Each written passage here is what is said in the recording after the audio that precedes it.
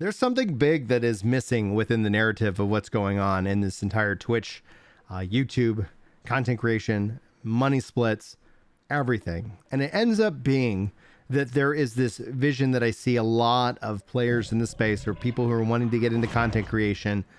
It's kind of like the idea of pulling yourself up by your bootstraps. There is a kind of a mythos. There's kind of this American tale that we tell ourselves about streaming, but when we really look at it, it's a much different beast. When you remove away the emotion, or when you remove the excitement, when you actually ask yourself some really serious and honest questions, you realize live streaming isn't what it's cracked out to be, and it's changing rather rapidly. And it's in this next pivot that you can benefit and you can capitalize on that exact thing. Whether you decide you want to stream with Twitch, YouTube, my advice is to stream absolutely everywhere, but you need to stream less. And that's what we're going to talk about in this video. And we're also going to talk about the massive importance of your subscriber count in this video and the changes within the algorithm that you might not have detected yet, but they are either on their way and you're going to feel it really, really powerfully in the next couple of years.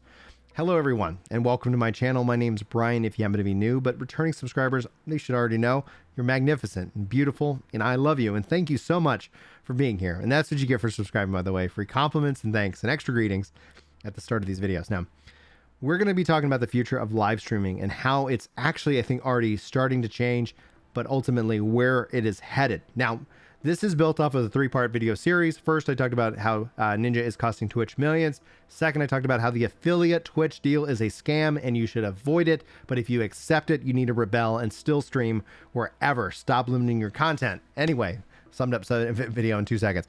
You don't need to watch it. That's literally what it is. But there's some good information if you decide to. And this video is focusing on how you can capitalize on this shifting market and how it can make it work for you and your content and whatever your dreams are. Now, I've been studying the YouTube algorithm. I've been studying the Twitch algorithm. I've been understanding these systems as just a data analyst. I dive into this stuff, and thankfully, you guys support me. Thank you, each and every one of you who've joined the Dollar Membership Club. We are on our campaign drive to try and get 1,000 $1 members. If you guys feel like this video or any of my content earns it, you get extra content by joining the membership here. It supports me and my family directly. But beyond that, watch support, lurk support is support. And I thank you so much for that.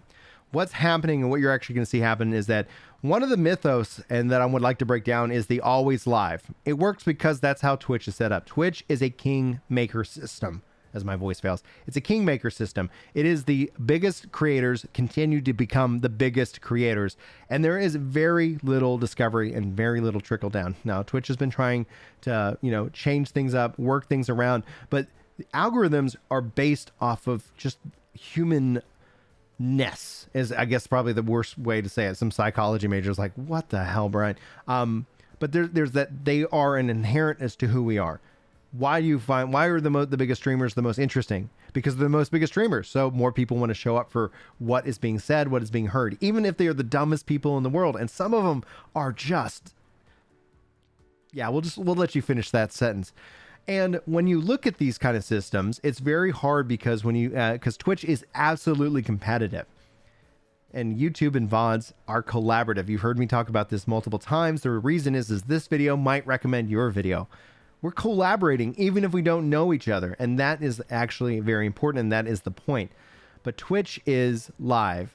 The people in your same time slot are competing for you. Now, Twitch has built in tools with raids and things like that. So there can be this kind of culture in which that you hand off. But what you end up seeing is people forming teams, people coming up with agreements. You raid me, I raid you, or we kind of have this schedule so that we can continue to gather up these lurks and these lurk supporters, so the numbers rise, so more people come in, and so we get discovered because we are big. Or people buy views, people buy bots, people do all this stuff. People are willing to beg, borrow, steal, and cheat and do some things. In fact, it's always disheartening when I hear that ends up being how I've heard about somebody in the past. But we're not going to throw people under the bus or name names in this video, but you never know when that will happen. But in that regards, that's one of the things that we are dealing with and we're talking about. So what's happening? What's changing? Obviously, all the Twitch drama, if you haven't followed, the series covers it, but TLDR, Twitch is focusing on the 50-50 split. We actually achieved what we were told to achieve in terms of getting a theoretical 70-30, but they've cut all that out. They're going 50-50. That's the nature of it. I don't know if that's always going to change, but it does mean a lot of money to a lot of people. And it could be the difference between making it and not making it, especially when somebody is supporting you for $5 and you only see $2.50 of that. Then you got to pay tax.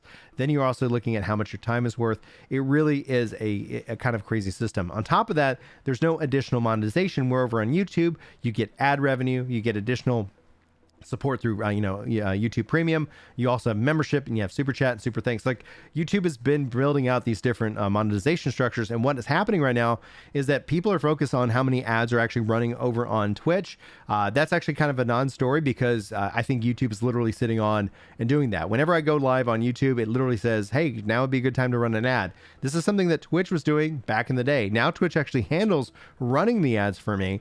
And on the YouTube side of things, like, they're just continuing to prompt that. I think YouTube is sitting back waiting to see what ultimately falls, doesn't fall, collapses or gets rebuilt within Twitch, for them to go ahead and then turn that on. Because right now, them having a live environment that's not constantly being running by ads is better for the viewer. Thus, affiliate programs a complete scam. Stream everywhere. Your viewers should have the right to choose where they want to consume your content and support you on that content. And Twitch knows it. And so they are panicking. That's why we're seeing big wigs leave. That's why we've seen them leave all year. The question is that what will they do? How will they maintain this culture? Especially because they have not developed out that VOD clip and almost kind of, TikTok style culture, which they could have been easily able to capitalize on. How can you take advantage of this? What do you need to know? Well, clearly, when it comes down to it, VOD content is performative. It is the best thing because of its collaborative nature. But streams need to happen less, and they need to actually get shorter and have a better purpose. You're seeing live streams, and this is one of two things. I really want to focus in on this topic for you guys. Over on Twitch, why is there so much drama? Well, people are idiots. That's just the nature of it. But drama is eyeballs. Being a part of the drama is a moment. They are manufacturing moments, and yes, people are getting hurt. I don't want to discount that. Please don't hear that. Don't feel like I'm trying to discount these people. But what it is there's a manufactured moment. In fact, in these parties, in these events, it's just content. You start hearing that phrase. If you actually go back in time, you'll hear that, and you'll hear Twitch streamers talk about, but it's just content, right? And unfortunately, people get hurt, and that really pisses me off as an individual, and it hopefully pisses you off. But drama is toxic, and it's attractive. People, why did we have live, like the reality shows? Like, we have to be honest with ourselves. There's an attractive nature, and the top creators have found ways to create those kind of moments. But that's where live streaming is going to be going, and YouTube is going to be, interestingly enough, uniquely set up to capture those. Live streaming is going to become about events, and that's going to be and lead to very interesting content and moments, but it's also going to be the fact that it continues to live within this great YouTube discovery engine. They still got work to do. They still got tools to do. So if you do not have a live streaming plan on YouTube, you need to get one. You also need to be taking those live streams and making sure you're chopping them up into shorts, into clips, into other forms of content, edited down and made easily to consume. Doug is a great example of this. He creates moments, he creates content, and then he takes those moments and those streams and turns them into a video. And that's essentially what I think and would encourage you to be thinking of every time you hit go live. It's not going to be about who can stay live the longest. That's the old Twitch model, and I don't think it works. It's not healthy for the content creators, and that's why you see them burning out and coming up with these different plans. They've already got the clout, and so ultimately you got to be asking yourself, since you weren't there on day one, how many more hours, how harder do you have to work? And the answer is 100 times harder. Or you can work smarter, and you can start creating event-based stuff, whether that doesn't need anybody to be watching you live, but you can use those as environments to create content, to create these moments that people can then consume on their own time, inviting them in to be a part of the next moment. So stream less, plan more, and make sure that YouTube is a key indicator, a key partner that you are working to cultivate. And all these changes and the announcements they made this week are rife for it. And there's more to come. There's more to come. So note that you can go throw yourself into kind of a grinding mill, which is what Twitch is, for hours and hours and days on end.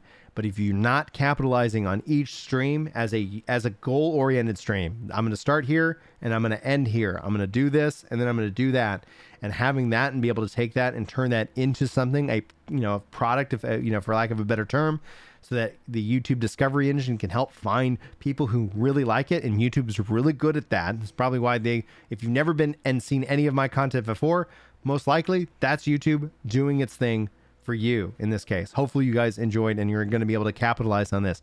If you have questions, if you have comments, if you have concerns, Discord's always open. We're here to help. Also, you can ask in the comments. I'll do my best to get to you and help make sure I can help demystify these things. Big changes are coming, and you're going to see the big streamers. Some of them might maintain, they might just sit here and do those things. But generally speaking, the ones that are really going to be able to take advantage of this latest shift as YouTube steps up its tools and its features, are going to be the ones who think about it in a way of not about just being live all the time, but actually being live with a purpose. Anyway, thank you guys so much for your time. I hope you enjoyed this series. Hopefully I'll see you in my next, whatever I do next time. And until then, guys, thank you so much, and I'll see you soon. Take care.